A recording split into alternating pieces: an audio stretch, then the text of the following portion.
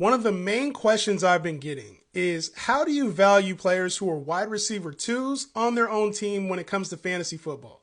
By the way, if you're looking for rankings, I got you covered.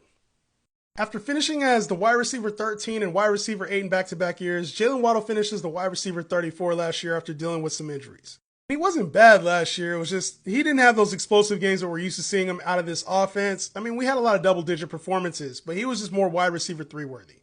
My guess is that Jaylen Waddle is properly priced right now as the wide receiver 22 for his upside to finish as the top 15 receiver and also his floor of potentially being a top 30 receiver. Next up, we have T. Higgins, who finishes the wide receiver 51 last year. I think we all know it's because he was hurt and he stays hurt. That's the problem. But as you can see, T. Higgins is elite. It didn't matter who the quarterback was, Jake Browning later or Joe Burrow early, even when he was dealing with the injury, he still performed. The problem was it wasn't very consistent. I do think T. Higgins has been penalized a little bit too much. This is a guy we were taking in the top 12 of drafts last year. And no Joe Mixon in the fold. If he stays healthy in a contract year, he could outplay his draft spot. The last one is Devonte Smith, who finishes the wide receiver 19 last year. He's also outside of top 20 receivers and a very good value for where he's being drafted.